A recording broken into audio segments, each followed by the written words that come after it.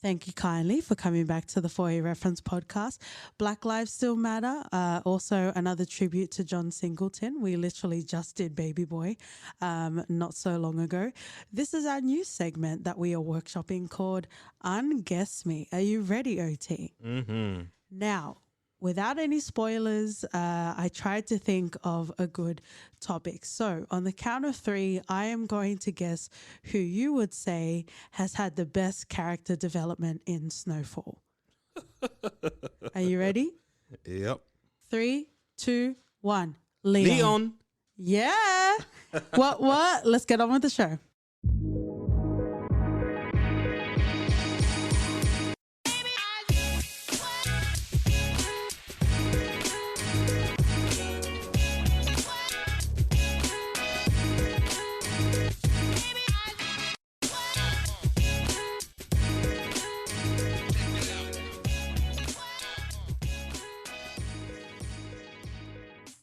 Hey friends and lovers, welcome back to For Your Reference. You got your host KT And Doti. and keep an eye on your faithful crew, but be wary of handsy real estate agents. This week we are diving into or feeling the effects of Snowfall. Oh, we sure are. A delightful FX show. And we recently did Baby Boy not so long ago, OT. Yeah. Seems like we're a singleton podcast. We are a singleton podcast aside from La Casa de Papel. So let's quickly get into the stats. So this series premiered in 2017. It's currently sitting at 3 seasons. Okay. With the pandemic that is going on right now, they did start filming, but we're not really sure when we are going to, first of all, get an episode of season 4 and also when the full sort of season is going to finish. And we've always, if you've listened to quite a lot of our episodes, we do want to cover this. So we're glad that we can cover this at this time. During a pandemic, we're talking about pre-crack cocaine epidemic. So all of the demics going on, maybe an OT-demic. While we're the at best it. kind. Oh my. So Super Rest and Love, John Singleton, also credited as the creators on IMDb. We have Dave Andron as well as Eric Amadio. And with the stars, OT. Look at the stars. Yikes. Do we need to pay for that now? Damson Idris is on my trophy case of fucking stands. Yeah, Right. he's in your up and coming, eh? He's in my up and coming, right along with Daniel Kaluuya, Stephen Yeun. Wow. Damson is a fucking legend already. Legend. Calm down. I know you fucking assholes are like, don't call things that just came out masterpieces. Don't call them legends. Well, you can suck my dick. I am saying that Damson Idris is a fucking legend and he brings so much quality. I am so glad we came across the show because it was our first introduction and we also saw him in Smithereens, Black Mirror. Yeah. For those that are educated. We also have Carter Hudson, Isaiah John, Amin Joseph, and obviously, gotta give accolades where accolades are due. Michael Hyatt. Woohoo! Ooh, tap, tap, tap. Mm-hmm. That's a Wire reference, D'Angelo's mama. But there you go. That is the quick sort of snapshot that we have for Snowfall. Let's dive into first impressions. Thank you so much for tuning in to the For Your Reference podcast. We take kindly to your kind around here, whether it's your first time or many of the times. This is where we dive into, I guess in general, sort of first impressions about the actors, about John Singleton. We've kind of already done that already. And just how you felt overall watching this. And actually diving into that, OT, we watched this together for the first time, right? We did. OT has a habit of just watching shows, which is great, but I feel like you should have some pride. Because you hold me back. Hold me back. Damn, Watch has dog. got to fly sometimes. Tune in to the OT only podcast. So this is the first time. So we actually got to experience all the love and all the splooshes together with Snowfall. So what are your first impressions about this show? So it took us a while to dive into Snowfall. We started watching it as soon as the first season finished airing. And I heard that there was a new John Singleton show. Oh, All right. Let's give OT some time to pull both of his glasses up, his monocles. I heard there was a John Singleton show, and at the time I was like, yeah, let me leave it for the back burner. We were watching a lot of things at the time. And then I think it reached a point where we had nothing to watch. It sounds bad, as if Snowfall is not a quality show or anything like that. It's just the way we consume things. No, but I think it's normal. You go where the most popular sort of accolades are, right? Yeah, and weirdly enough, there wasn't a lot of buzz around Snowfall. Actually, yeah. Especially not within my circles. So And we love your boring circles. Katie's circles. And once we started watching it, I think we fell in love with it almost immediately. It was so clearly John Singleton's baby, and you could see it from the get off. And remember when you're talking about Baby Boy and how he has a thing, and with Snowfall, he tells the story so well. Oh, yes. He shows the struggles of how crack cocaine did to the black community. And once you start going down that rabbit hole and all the things that are getting involved with the involvement of the government and the agents, and it was just, it all precipitates down. Yeah. And I couldn't have enough of it. And the good thing about watching it after season 1 had ended was there was such a short time we had to wait for season 2. Yes, that's actually the best thing to do. Yeah. Like Netflix knew what it was doing with its model of releasing a whole fucking season over a weekend. And we had such a short time to wait for the second season, which we watched on a weekly basis. Yeah. And it just got stronger and stronger. And you know what the interesting thing is? It was originally supposed to be a Showtime TV show. But after Did they pass on it? Yeah, after the pilot was made, they're like, nah, bruv. It's like, what the fuck? Shame on them. Yeah, so they reshot it. They got the showrunner in, and they might have possibly gotten different actors. We are very learned in the For Your Reference podcast, but we don't go beyond IMDb trivia. So if anyone wants to give us further insights, but essentially they got some different actors. I'm not sure how core to the cast they were, but they reshot it, and they got picked up off FX. Nice. FX is fucking great though. Oh yeah. And it definitely deserves all of the accolades. Is there anything else you wanted to say about Snowfall? No. Or about the actors in general? I love Damson Idris. You could see his range. He is fucking quality. You could really see his range. Yes. And I think one of the things people don't realize is once you see him acting in Snowfall, you think there's no bar high enough for him to outdo himself. Yeah. And then we watch Black Mirror, Smithereens episode, and bloody hell. It was refreshing as well because But you could see just there's something. He's just got it. He's got that je ne sais quoi. Oh my. One more time, OT, for my tingle places. Well, we have a pod to record, so probably not. Damn, dog. Well, I'll take it where I can get it. I'll tell you that much. Okay, so my first impressions. The only sort of semblances I have for understanding the crack cocaine epidemic is through music, i.e. through Tupac and also through Kendrick Lamar. Again, I'm not African American, I'm not black, so I don't understand that specific frame of reference. But, you watch documentaries, you listen to music, and that's kind of, where you understand the crack cocaine sort of epidemic. But it was interesting to watch Snowfall as a creative entity and see right before it happens. Right? Not necessarily for Franklin, but the philosophical sort of inner conflict of, yeah, I can get super money from getting this, but is this the best for my community? Yeah. And that was an interesting sort of theme, which I hope we can continue to discuss off on. But I fucking love this show. I really enjoy this show. And, there's super popular shows that obviously you can just, recommend to people.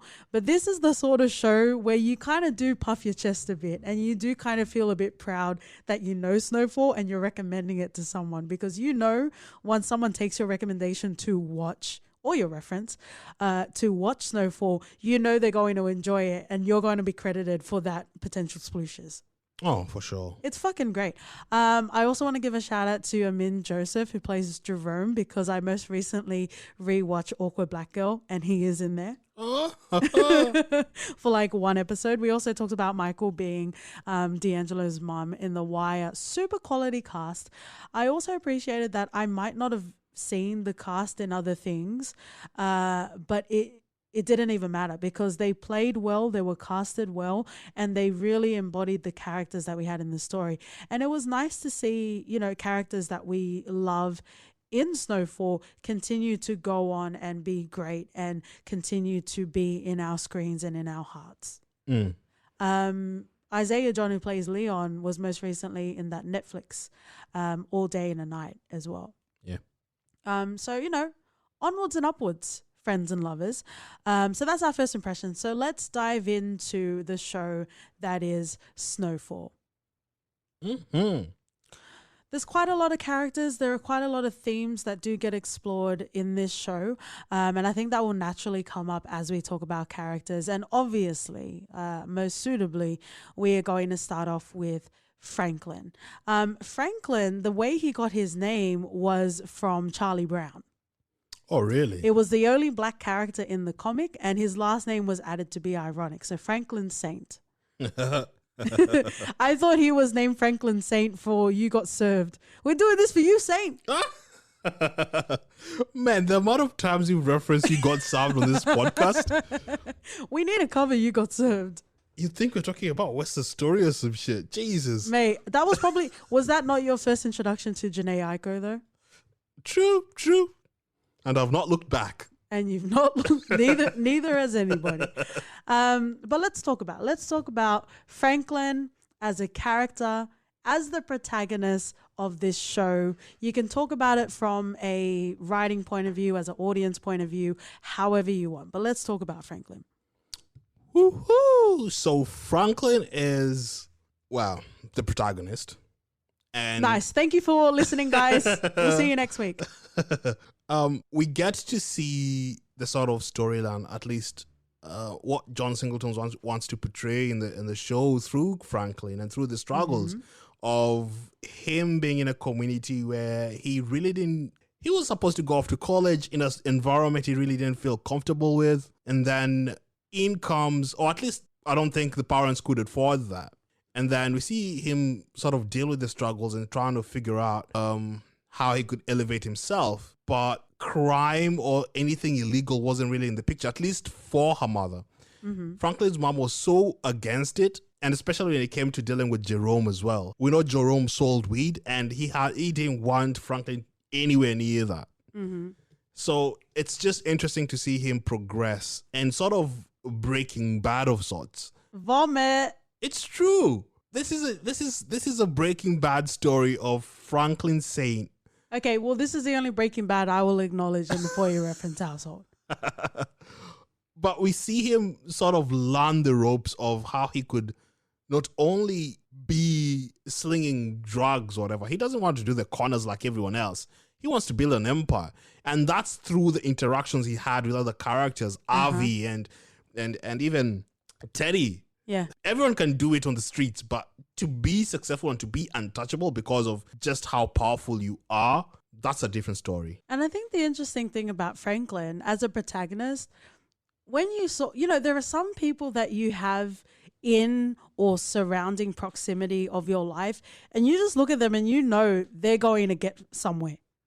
Like they're fucking destined for more than the office drone sort of life. Like they are going to make it in their life. You don't know how, but they've got the potential, and then they're not destined just to be what we are. It was very enterprising. Yeah, to draw another comparison, it's like dumping a young Stringer Bell.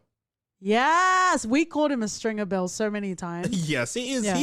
If Stringer Bell was to be here and to start by his own resources and devices without being tied to Avon, this is what it would... yes, because Avon is sort of Leon in this. That was a Wire reference, by the way. No, we're delving into sort of references inception. That's what we do, friends and lovers, if you fucking wondered why we got For Your Reference. But the reason why I don't agree with that is because Franklin actually has a very level-headed sort of approach to things. When he loses his cool, it is to mass effect, because Franklin is very calculated, and he's very level-headed, and he doesn't allow his anger to control him. So when the anger controls him, which we'll talk about, it's happened quite a few delicious times in this series. Like, you fucking listen. Like, when Franklin is pissed off, you fucking listen, right? And Stringer Bell, he just got frustrated too quickly. I think that was the problem. But let's talk about Franklin. Let's go back to Franklin and Snowfall, because we love The Wire, but we have 3.5 hours of content for The Wire, so feel free to check it out. But the thing that I love so much about Franklin is he was so enterprising, right? Yes, he saw that there was drug selling, but he saw it as a way to enterprise, to even franchise to a further extent, right? He saw it as a product that he could sell, a product that he could build off on. So he went from weed, and then he graduated to cocaine, and that's where we meet Avi, and they have a very interesting meet cute. Yes, I called it a meet cute. Come and fight me, bitches. And then we see through Leon's cousin, I think it is Leon's cousin, where he learns how to cook it, right? So he's always finding ways to enterprise his business, right? And he doesn't have that vibrato like Heisenberg from Breaking Bad, where he doesn't need to be the face. He doesn't need people to know that he's the smartest guy in the room. And that's what I fucking love about Franklin. He is poised in every way. I think a lot of the time when you watch TV shows or you watch movies, sometimes it can be really frustrating when you watch a character and they just seem so perfect, right? Perfect in the sense that it doesn't even feel grounded to real life. And I feel like Franklin could have done that in lesser hands with penmanship, in lesser hands of acting, of thespianship. But what we have with Franklin is fragmented flaws within his character. And we start to see that unfold all the way up until season 3. Mm-hmm. And there are so many instances of that. But Franklin as a whole is fucking great. He is one of the best protagonists I've ever seen in a TV show, because he fucks up. But you know what? He is going to find a way to regain that tenfold. It's not that there aren't obstacles in front of him. It's just that he's able to pivot. He is able to anticipate, and he is able to chess game the fuck out of everyone. Yeah. In the least dick swinging sort of way. And isn't that the textbook definition of the best protagonist in history? Mm-hmm. So we have a lot of interplays. Franklin is very similar to OT, where he's very intrinsic. He'll be having a lot of thoughts, but he won't really verbalize them, much to the chagrin and much to the frustration of his 2 ICs with Leon and also Kevin. So I want to explore a little bit about that. That's just more geared towards how fundamentally different they were as people. Okay. Leon and Kevin were both from the street. They had this street mentality where, what's wrong with just slinging dope? What's wrong with just being that? Mm-hmm. You know, what's this all? He wants to be an enterprise. He wants to be entrepreneurial. They weren't in for that. In as much as Leon was Franklin's boy, yeah, he was still street level. This is gangster shit. Yeah. Let's just kill these people and take this street and be done with it. Well, to be fair, Kevin was also like that as well. Yeah, and Kevin was. I'm saying both of them were. Mm-hmm. So the difference with Franklin is he saw a bigger picture. Yep. And where just standing on the street isn't enough, because 10, 20 years from now, yeah, you don't want to be doing the same shit, do you? No. There has to be an exit strategy, and Franklin was driving towards that fast. Oh, absolutely. It's either you're on board or you just out of the car. Yeah, he had foreign accounts. It was all fucking happening. And I guess before we get too deep into it, spoiler. I don't think we've ever done a non-spoiler review, have we, OT? No. Because what's the point? We know OT is the edgelord, but when it comes to spoilers, it's all splooshes blazing. And the reason why I wanted to say that is because I want to further explore Kevin and also Leon. I said spoiler, spoiler, spoiler.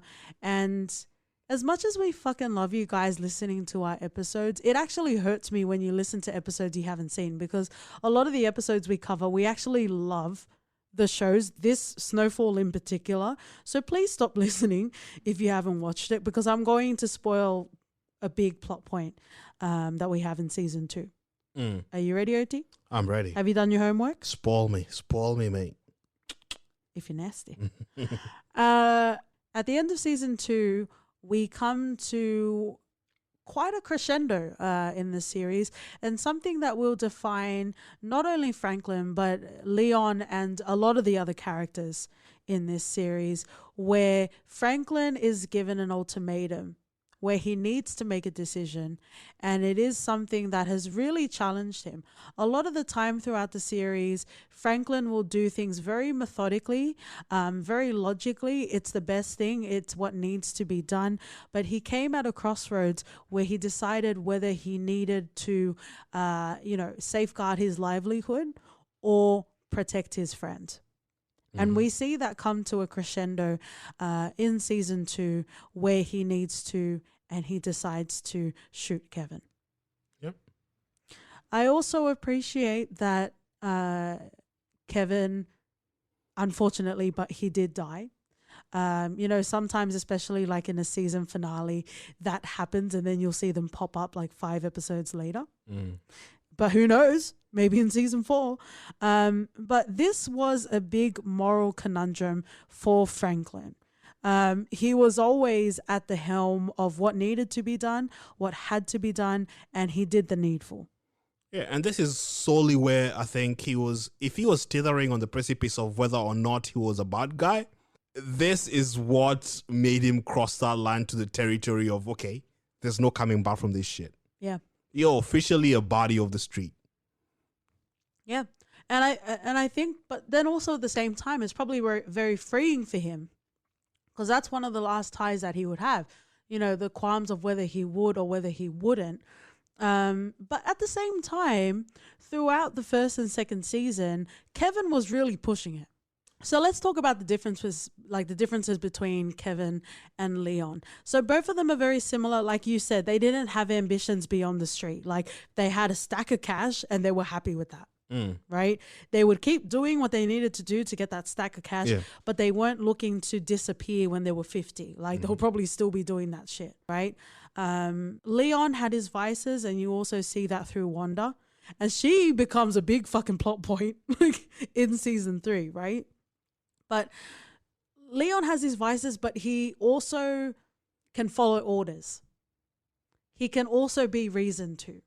And I think that's the difference between Leon and also Kevin.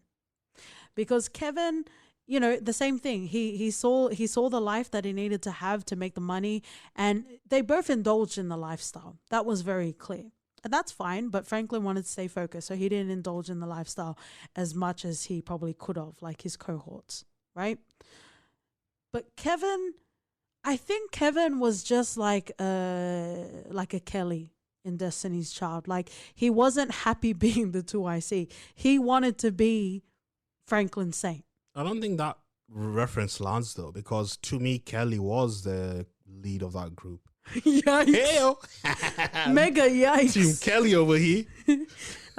Watch out for OT's Pink Lemonade homecoming tour coming out soon. That was cute. I appreciate it. You're welcome. That was very cute. But you know what I mean? Like, I don't think Kevin was happy being, because I think he kind of saw himself as a lapdog. You know what I mean? Yeah, I see that. But then he was struggling with the fact that Franklin wasn't doing anything to avenge. Yeah, but you can't keep doing that shit. Yeah, and this is the case. So he was happy to go to the park and try and kill his people where there were kids in the park and shit. Come on. At that point, whether you had an enterprise that you were working on, there are fucking civilians there. And may I quote Omar from The Wire, man gotta have a code. Mm-hmm. You don't get civilians up in that shit. We know how that ended up for Omar, didn't we? So... Yikes. I'm just saying, from a street level, or at least from Kevin's perspective, he saw that he had to avenge. And Franklin, quite frankly, was just sitting there. But it's tit for tat. No, like, you're because just going to keep fighting from his with perspective, each other. he thought this. Franklin was happy to just take the money and not do anything about avenging his. Okay, so I guess if you're in it, if you're amongst it, it's hard to be objective. But Franklin had ambitions beyond that. And where does it end? It's just going to be tit for tat all over. Right? So, like, I get what Kevin was saying, but also at the same time, where does it fucking end? And the fact that you're going to do it in broad daylight, mind you. Or there were cops. Where there were cops, it was essentially a sting, right? Entrapment. Bodhi, that's another Wire reference. This is going to be very annoying if people don't like The Wire or if they haven't watched The Wire. But it was interesting. Like, so would you have been annoyed if Leon was the one to die and not Kevin? No, because Leon can listen to reason. Leon listens to Franklin. No, but I'm saying you personally. What if Kevin had survived that shot? Because remember, Leon also got shot because he was covering for Franklin, but he survived. How do you think the series would have looked if Leon died and not Kevin? Oh, Kevin would have turned on Franklin immediately. Oh, totally. Oh, without a doubt. He's the fucking Ephialtes. That's a 300 reference. Interesting. I think Kevin served his purpose. I think he was the catalyst for anyone that was questioning whether Franklin was about that enterprising life. This answers the question. All the doubts are out the window at this point. Because these are personal ties. Whether he would do that to Jerome or Louis, I guess, is a different question, because literally blood runs deep there, is another story. But it was very emotional to see that, and it was also very emotional, and it was sad to see the fallout between Franklin and Leon, because Leon gets it, right? He understands that Kevin was out of line, but he also... They're friends, they're buddies. They grew up together. Yeah. So it's one thing, okay, I see why you did it, but then again, it doesn't make you right. But I think it also shows that as much as I love you, Isaiah John, it shows that Leon isn't a leader, because he would continue to let Kevin keep doing that fucking shit. And Franklin was like, no, we're done. We're done. Yeah. His crew isn't But he shouldn't have shot Kevin in the back. That was a bit dodgy to me. Yeah. Like, I wasn't expecting a whole soliloquy, but like shooting him in the back was a bit unpoetic. But there you go. So I think Kevin was very important to the story. There are times when you watch a TV show and you know something's going to happen, so you just want it to happen. So I'm glad they didn't drag out Kevin's plot line for too long. Oh, the good thing about Snowfall as well is that it's 10 episodes a season. Yeah. And there's no fillers. Like, most of it is all canon, and it just... Actually, we haven't talked about the season finale, but yes. Jesus. I said before we recorded this, let's not talk about it until the end, because obviously we love this show, so we don't want to start off with that. But don't say there were no fillers, because that season 3 finale was a fucking filler. That was more filler than all of the Naruto fillers we've ever seen in. Oh, wow. Yeah. Naruto had like 200 fillers. 60%. Yeah. Wow. All right. I guess the other thing that I want to say about Leon is he has full character development, and it is one of the most delicious characters that I've ever seen in a TV show. Because if you remember in the first season, Leon was very tentative about this shit. Like, he was always going to ride for Franklin, but he was always a bit tentative about beating people up or shooting them or even doing worse. Yeah. Right? But then we have a full circle character development where there's a kid that really looks up to Franklin and Leon, and he wants to be a part of the crew. And then Leon initiates him into it. Yeah. Right? Oh, it was such a delightful moment. There is emotional payoff, and there is no fucking fall emotional payoff. And Leon is great. Leon is one of my favorite characters ever. It is one of the... Oh, he is a good character. But I didn't see it as a cute sort of moment. I saw it as the cycle continues. He's teaching people how to kill, so it's not cute. But but I'm just saying it's in okay, in the most violent of ways, it was very endearing to see Leon take on the role that he has assumed in this world. Yeah. So it's nice to have that 2IC. It's nice to have that faithful right hand man in Leon with Franklin, because by God, does Franklin need that help? Speaking of help, let's move on to people that have really contributed to Franklin's success and have definitely had their own plot lines as well. I want to talk about Jerome and I want to talk about Louis. Ooh, Aunt Louis. Well, Jerome, first of all. I got carried away. He's such a solid character in this. He's very likable. And his relationship with Franklin, albeit the sort of fact that there's some weirdness between Jerome and Franklin's mom, Sissy, yep. I think it is. But how much respect and he sees Franklin as, okay, you don't have to be me. You have a future kid, you know? Yeah. But when Franklin decided to break bad, he was right there with him.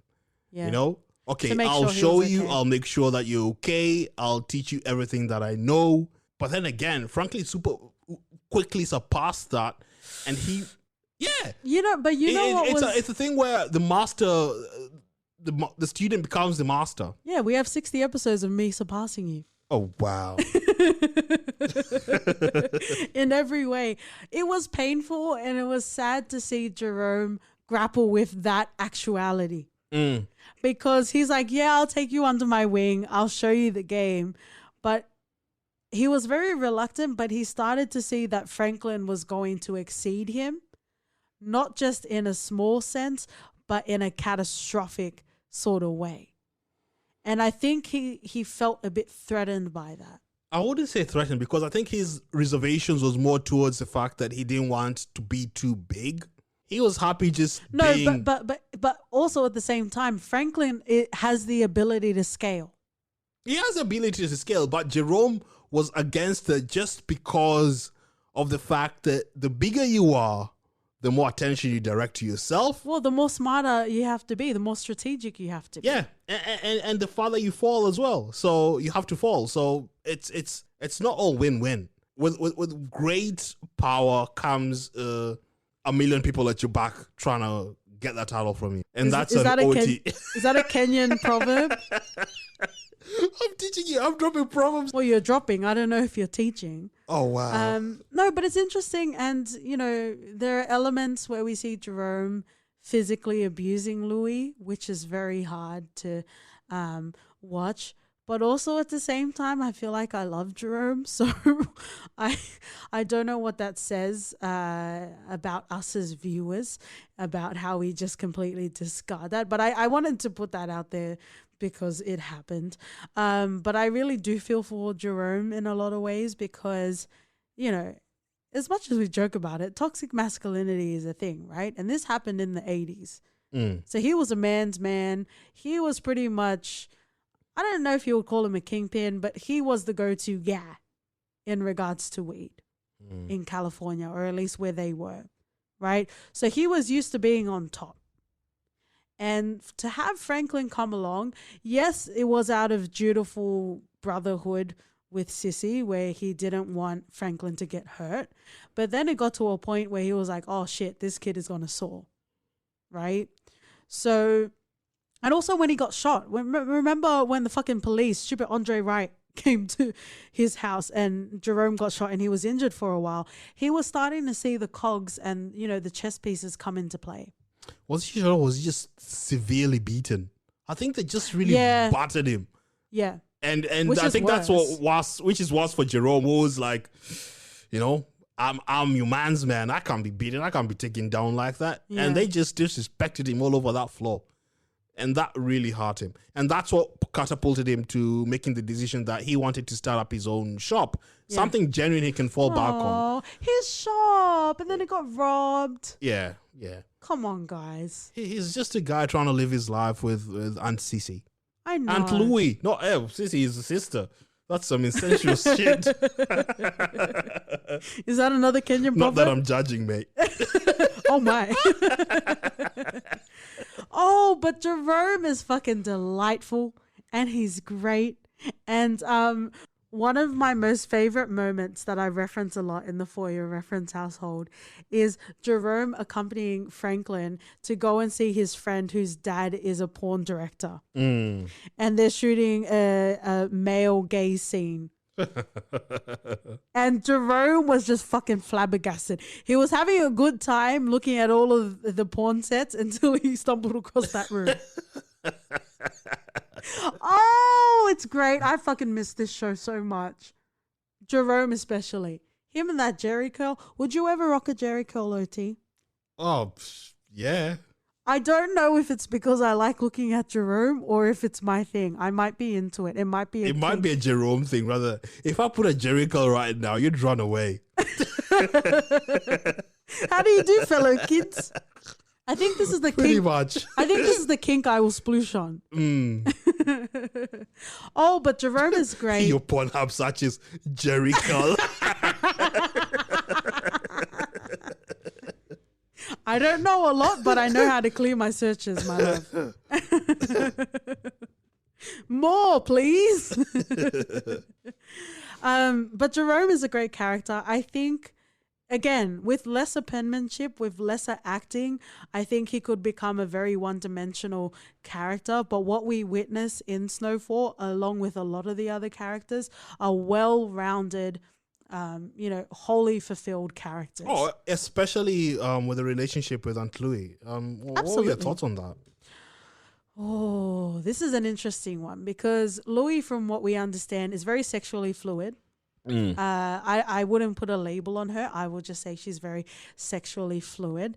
She actually drives a lot.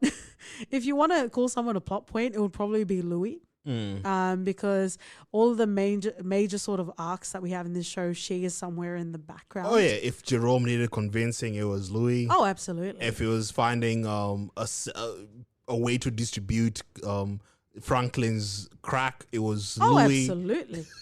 Absolutely. Yeah, she was in the middle of everything. Oh, absolutely. So if I were to have qualm, it would be the fact that she's always conveniently in the background for major sort of plot points. But Jerome really loves her. In his fucked up woman beating ways, he actually really does love her. Yeah. Which was weird seeing or witnessing when she decided to leave to go to Claudia, was it? Yeah. And then how that made Jerome feel.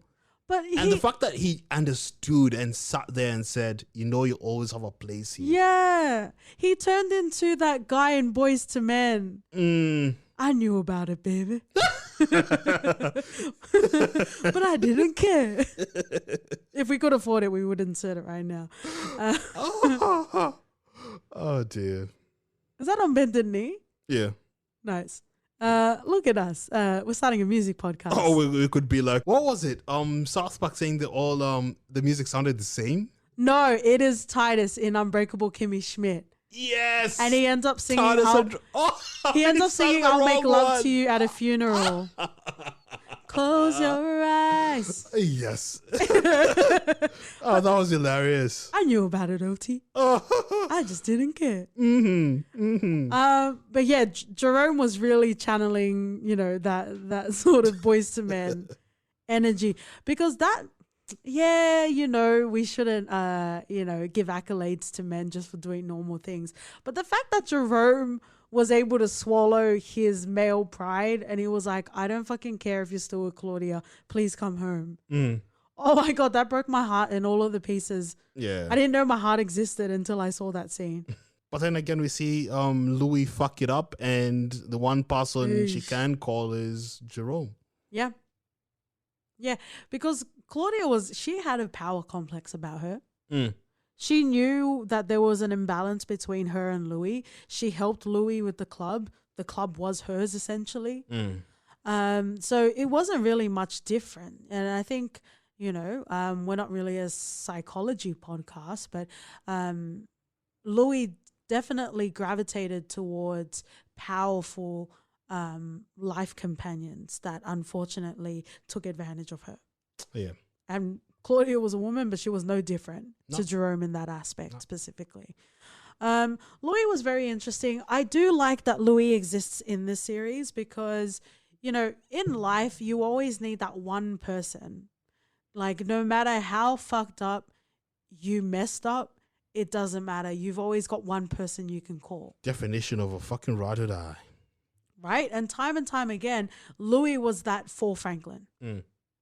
Not just, you know, not just with connections and networking, but as an emotional support as well. Oh, yeah. You could tell they have such a special bond where it transcends the normal sort of, oh, he's dating my uncle. So, yeah, we have related They got somehow. each other. Yeah, they definitely understood got each other such a different fundamental level that their bond, and whatever the Franklin was in trouble, you could see how it affected Louis. And even when Franklin was arrested, that just drove Louis crazy. Oh, yes. And she hit up her cop friend to help Franklin out as well. She's got connections everywhere, it seems. Oh, yeah. So we definitely see much of that. But Louis is very integral to the show. Not just from a plot point of view, but emotionally.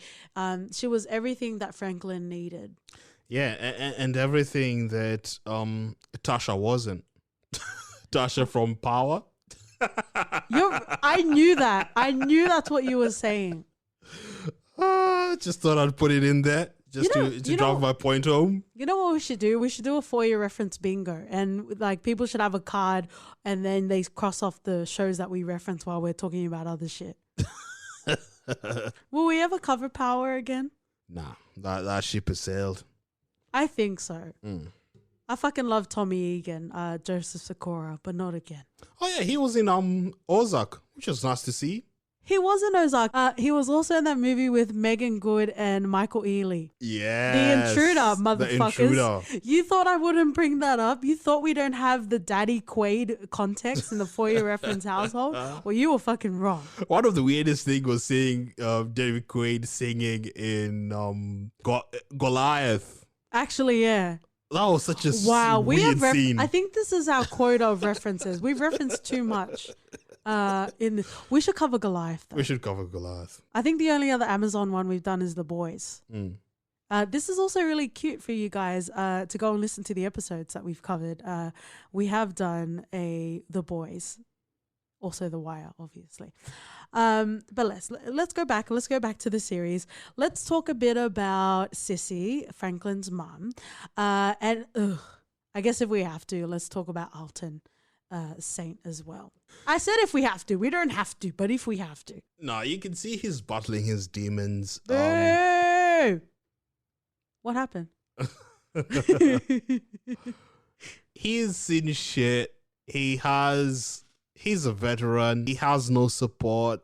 Of course, he's seen shit that affects his mind. He got into drugs and booze and got homeless. Life got in the fucking way of it. Life got in the fucking way. And it's hard for people to readjust out there. And I think this is one of the things that I think Singleton was just trying to paint a picture of the kind of veteran life back then. And I'm all for it because I saw Alton as someone who society failed rather than him not being good enough or just being a deadbeat. Nice. Because he was far from it.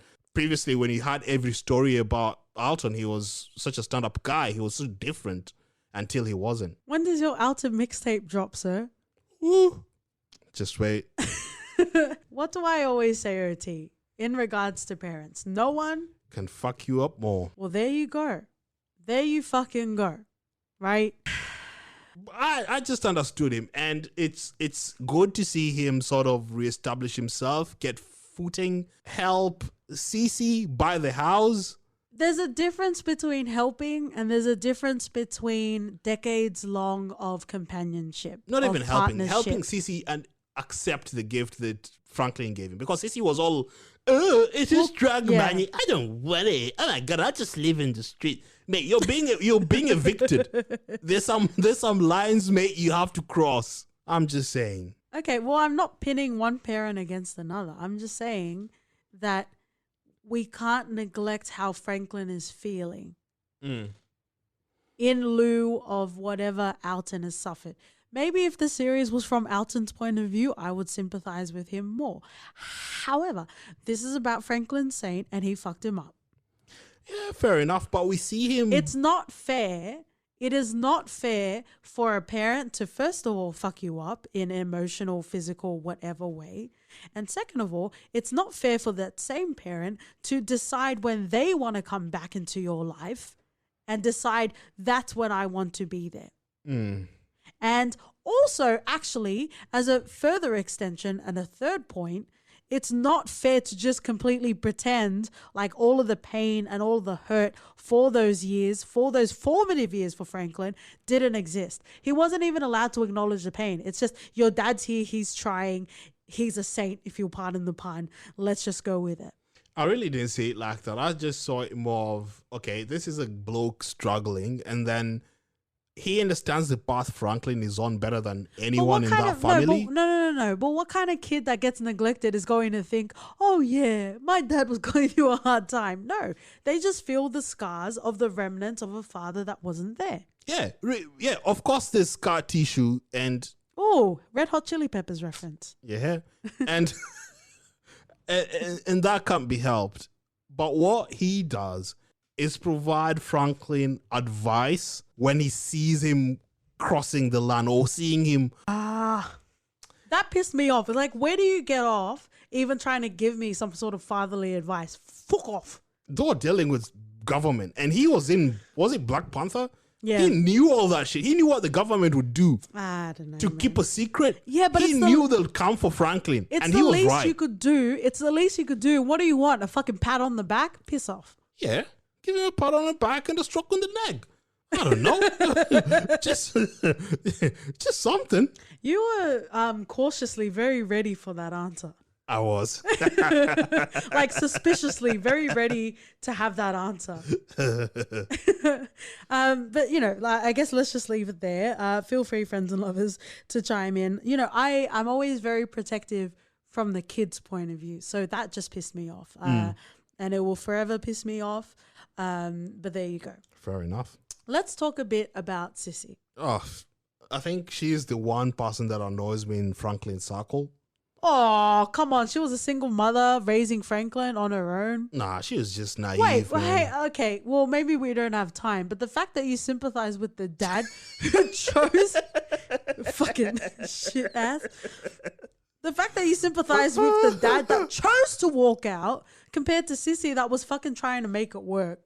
Nah, everything you say is invalid, actually. She was just being naive through and through. Like come on. She had this utopian world in her head. No, but you can see why she didn't want Franklin involved in that world.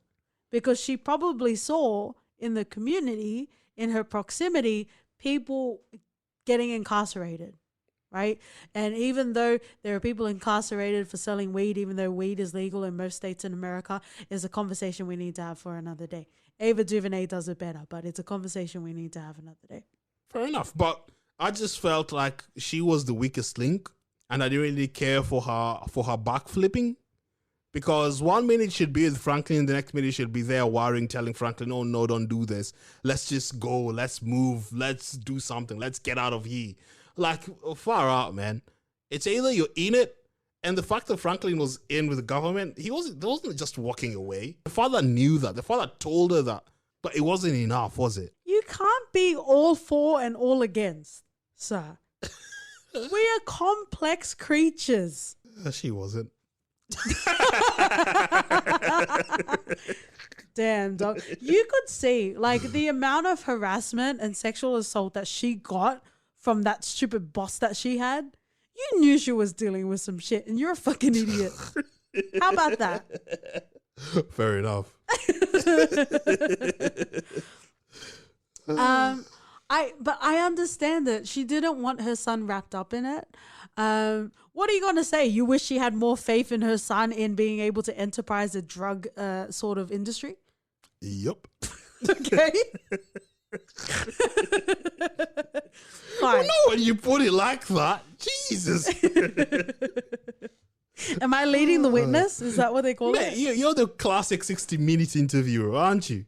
Hopefully not Tara Brown. That's an Australian 60 Minutes for your reference. Just leave it alone. Don't look it up. It's fine. Okay, so we've covered a lot of the nucleus within Franklin's sort of sphere. Let's branch out a little bit more and talk about Teddy. Teddy. Carter Hudson. I never knew ye, and I don't know if I will continue to knew ye. His acting fucking pissed me off. Like, his acting in general, I'm just like, he seems to apologize for being in a room, and I... No, I think he does. I don't care I think for he does a great job. I don't care for that sort of acting. Doesn't he have like background in Broadway or something? Okay, OT that never researches anyone but apparently knows everything about I'm just Carter saying, Hudson. to me, he acted flawlessly, especially when displaying the sort of... Because we know he has issues. He has issues as a dad. He has issues as a brother. He has issues as a son. So, when portraying such a complex character, he is a complex character, not Sissy. You were waiting for this, weren't you? I was. You were armed and ready. Okay. I was. You're here giving out awards for complicated characters and naming Sissy for it. Nah, man. Sissy, don't you know we love you? Oh wow! I think Teddy is super complex, and he's the one that sort of we're seeing the world, because seeing through Franklin's eyes isn't enough to tell the whole story, and that's where Teddy comes in, because you see the sort of different side of it all. You literally could have just had a placeholder, and I would have been fine. Wow! Yeah. Didn't you see how much he loved his brother? Oh, I fucking love his brother. His brother's the fucking best. And his brother, what was it, Matt? He's in Kingdom. He is. With what's the three brothers' names? Jonas Brothers. What's the lead one? Nick. It's Nick. Nick Jonas. Not Kevin. No one talks about Kevin. Who's Kevin? Exactly. All right. He's solid. Oh, we fucking seen him in everything. He's also in Westworld as well. We saw him in City in a Hill recently. Yeah. Too.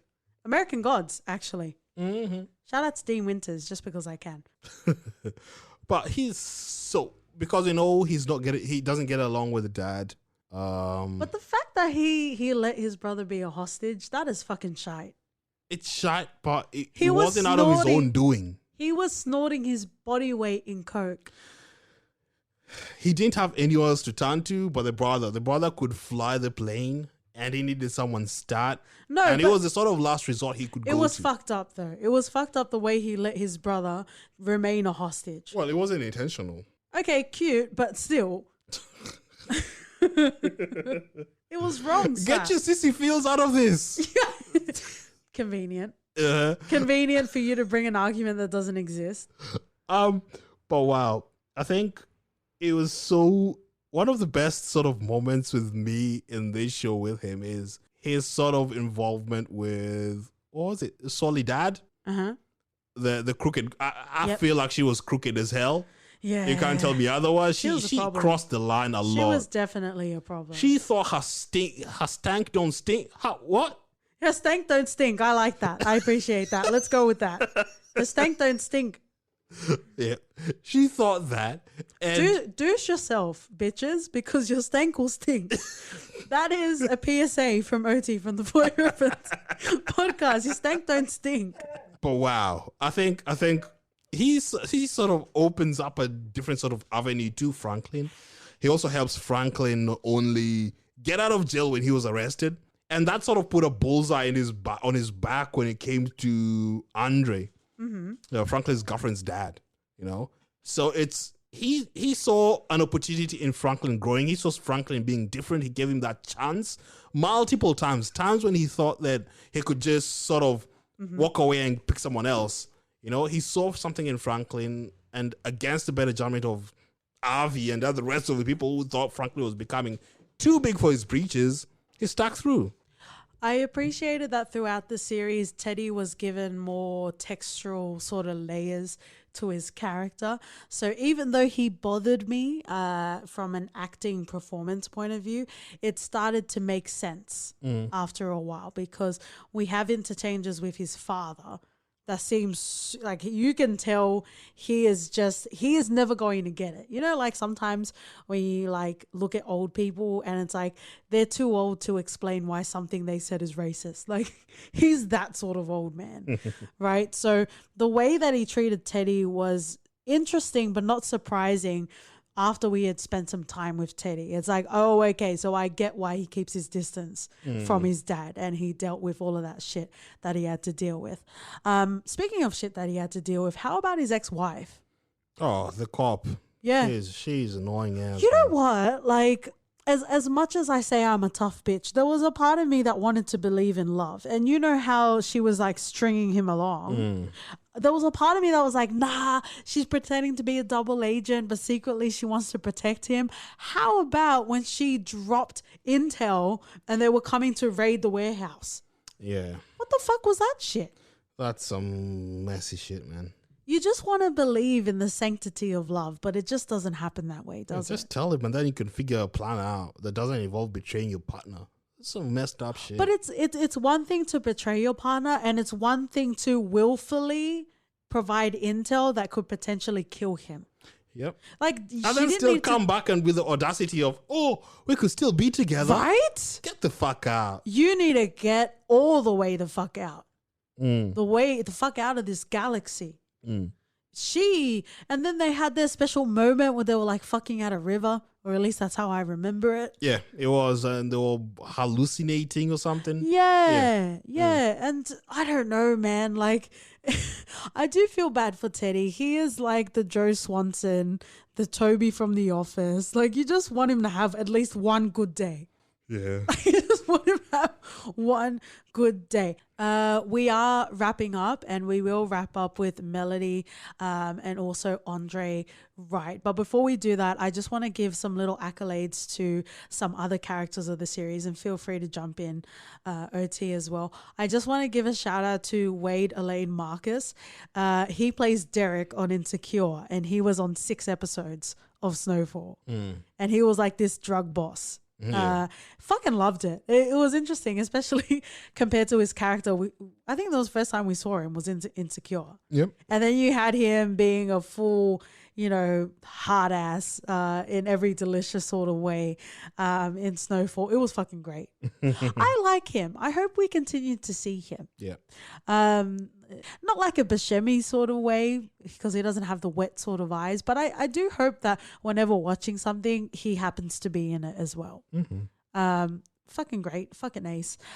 D. Ray Davis was also in Snowfall as well for 11 episodes, OT. Yeah. As Peaches. As Peaches. Most deliciously. Actually, before we talk about Melody, do you want to talk about Wanda for a little bit? if you want to dissuade anyone from doing crack, just show them a picture of Melody in Snowfall and they'll be like, yikes. Mate, that's crack right there. Because in Australia, if you buy cigarettes, they have like all of them have shocking, terrible photos of teeth or lungs or whatever. Pretty much like a cautionary sort of message on there. I'm not sure how they would do that with crack, but I get what you're saying. Yep. Do you want to believe, or do you think that Wanda was just a normal person, but the greed and the temptation of, fortune got to her? Do you think she just turned into Gollum, or do you think she was always conniving? She wanted that shit too much. She was telling Leon how he could run this, he could be I his like own how Leon boss. stood his ground. I really appreciate that. And you could tell that this was not going to end well. Do you remember when Wanda came to him? I think it was in season 2. Wanda came to him and was like, let's do it. Let's flip it on Franklin. Like, let's completely, pull the rug up under him and let's take everything.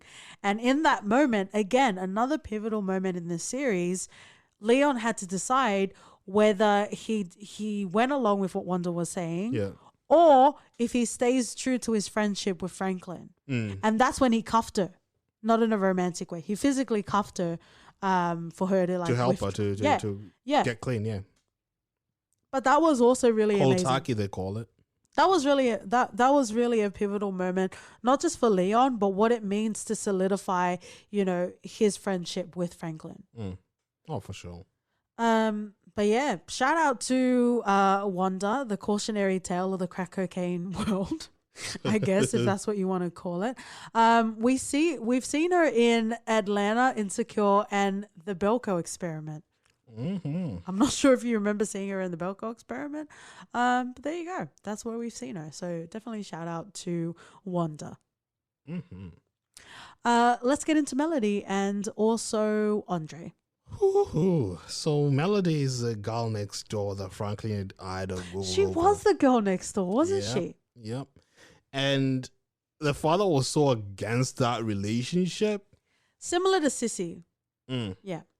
Oh, way like above and beyond Cece's level. Thank you. I appreciate that. I really appreciate that. No, Andre just had a thing that, okay, I get it. It's your daughter, but he wanted to control every sort of aspect of her life when it came to that. And that's how you sort of push teenagers at that age too away. Much. It's just too much. Yeah. You can't be a helicopter parent and then expect, it doesn't work like that. It really doesn't. And seeing their relationship was kind of weird because they were always arguing throughout the whole season to the point where when Melody started doing crack, he blamed. Yeah. He blamed Franklin. It was Franklin's fault regardless of every single thing. Yeah. And to some extent, though, Franklin is the one that introduced crack cocaine in that neighborhood. Yeah, it's kind of the genesis. Yeah. So he wasn't completely wrong. It wasn't like a 10-ma level accusation. Remember, Andre took him along for a ride and, they went into an area where you have drug users and he's like, look what your drug's doing to the community and all of this sort of shit, right? And then you have Franklin being like, but what are you doing? Like, you're locking up our own. Mm. And, that was a moment that definitely needed to be digested. We talk about John Singleton and his ability to convey and effectively be able to deliver messaging. And that was definitely done in that scene. I think a lot of the time when I think about effective sort of messaging, I will always come back to that moment. Oh, yeah. With Andre and also Franklin, because they realize that they're at an impasse. Mm. Franklin's past that sort of impressionable age where he will listen to Andre. Yeah. Not that he would ever, but he's past that point where he will listen to him, and they realize that they're both staring at the enemy. Whichever one you believe is correct or not, but even the way that Andre handled, Jerome, it wasn't right. Yeah. Jerome and them like raiding the house, that was completely wrong. And you kind of see him have a conflict, but not really, because he sees himself as above people that deal drugs in that point in time. But then you also see his conflict that he has with his own, colleagues, where they would call him names as well. Yeah, because to him, he thought he's not a black person because he's wearing a uniform. But at the end of the day, he's still black. You're still black. Yeah. That doesn't change. They'll still see you as black. The chicken Georges, if you will. And the way they would talk about the black people in the neighborhood and disregard them. And they're like, nah, but you're different. You're different. You're not like them. Yeah. It's far out, man. And he sipped that up as if, I don't know. He's one of those people that I really didn't appreciate or like in this show. Yeah. And his death did not make me feel any sort of way at all. Because I think at the same time, for as much as damage you can discuss for Franklin introducing crack cocaine or being one of the pioneers of introducing crack cocaine to the community, he wasn't doing it in a way that was malicious, in contrast to what Andre was doing. He was always there to help in every sense that he could. And Andre was really different where, you can't be that sort of character and not kind of have some sort of self-hatred. Yeah. Which is kind of sad. But also you're a grown adult and you know what you're doing. Yep. So that standoff between Andre and Franklin, because even when they were in the car, they knew that they had to kill one or the other. And I think Andre even alludes to that as well. Yeah. Right? So when we have the standoff between the two, someone was going to die. Someone was going to die. It was quite clear that watching that final scene, that someone was going to die. Obviously, because it's Snowfall and, we have our protagonist in Franklin, it wasn't going to be Franklin, but it was still tense. It still held our attention because as much as he disbanded any sort of ties he had with Kevin, Melody was a different story. Melody had... she had dived into the vices and she was very aware of that. She wanted Franklin to feel guilty about it, but she still continued along with her life. But this was someone that he loved. Yeah. Loved as past tense, because you see that, all the love is lost after that. But this was one of the final ties that he has to his humanity, where he's like, I don't like him, but he's also Melody's dad. So we kind of left it to the last moment of whether he would kill him or not. Yeah. It had to be done, though. Yeah, it had to be done. He had knowledge of a lot of shit that he wasn't supposed to be he got privy all to. of the secrets, which And I think... there's no way he would have survived either way, because it was either Franklin does it or the government does it. Yeah. Sure. And I think what I didn't foresee is Melody's reaction. Because she turned into the regular Agatha Christie out there. She became Poirot, She was, ooh, my window's always closed. Look at the latch. Ooh, this is Franklin's style of opening my window. Oh, my. This is Franklin. Franklin killed my dad. Yeah. And, wow. And that led us to a moment where now she shoots Franklin. Mm-hmm. And then I think that's where we have qualms with where the show started taking, or progressing rather. Regressing. Perhaps. Okay, so that is tantalizing. Those episodes up until before the season finale was fucking tantalizing. Mm-hmm. Fucking loved it. Super ace. The season finale for season 3 is a fucking problem. If you don't see it as a problem, feel free to email us, because that's where OT is. But it was a disservice to the series as a whole. I did not care for it. I know it's cute because we're supposed to imagine if Franklin didn't go down the road of selling drugs, this is where he would be. I do appreciate, however, in this episode that you see the barriers that he faced was through systemic and institutionalized racism. Yep. And I do appreciate the contrast of struggle, because just because he decided to go the legitimate way doesn't mean it was an easy ride for him. So I appreciate that overarching sort of narrative. However, when you leave on such high tension and you decide to just give us a fantasy sort of episode, it kind of turns into Vera Farmiga for 2 seasons in Bates Motel. It's like, can we get on to the main story now? Again, this is not canon. This is filler. But at the same time, I don't think I ever wondered what it would be like if Franklin was to go legitimate. Did you ever wonder? No. So this was a question that was being answered for no one that was asking. And then I think one of the things that I had qualms especially with that is because it took time from us showing us exactly what transpired or what happened after him being shot, because we skip into I don't know how many days or weeks into the future where he's fine and he's all sort of smiling into the background with a cane and he's completely gotten like this is where he's actually and it's like, broken now what? bad. Like Franklin has already broken bad ages ago. This is sort of not new. Just because he survived a close encounter with death doesn't change that at all. Yeah, exactly. At least not for me. Because all those things he was planning is exactly what he's going to do. Yeah. He's not going to start now being Escobar or some shit. Nah, that was not the level he was aspiring to. At least in my mind. Yeah, it was really frustrating. And I think that was part of the reason why we didn't cover it as soon as the season finished. Because usually we like run to our podcasting to come and cover it. But, you know, given the light of the situation, we don't know when we're going to get season 4.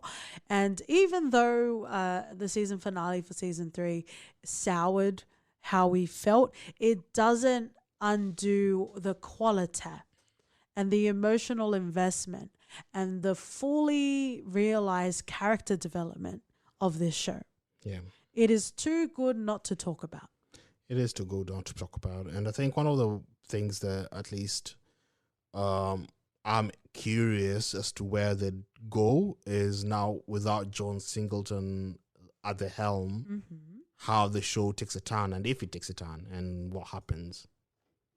Interesting. I really appreciated the tribute that they had to John Singleton where they hired an actor to look very similar to him and also use the same sort of camera that he would use as well. And they made some cute little jokes about who in the hood would be documenting, who would want to watch this as well. So definitely appreciate that.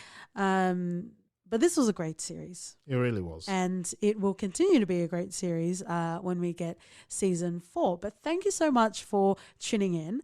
We are going to finish off in a segment we call For Your Reference. I'm going to reference The Wire. Woo-hoo-hoo. Simple as, man. Drugs is drugs. And if you want to see the effect it has on people, on their day-to-day, nothing does it better than The Wire. And also at the same time, it takes a step back from the streets and it shows the interconnectedness of all of the intricate sort of networks as well. Very nice, OT. I commend you on your reference. I will reference the Wu-Tang miniseries. Not necessarily about drugs, but you also have an ambitious protagonist trying to enterprise further from what they can see. Oh, yeah. And you know what's also further than what we can see? On a day-to-day basis on Twitter and Instagram, we are For Your F Pod. You can write us an email at hello@fypodcast.com. And we'll see you guys next week. See ya.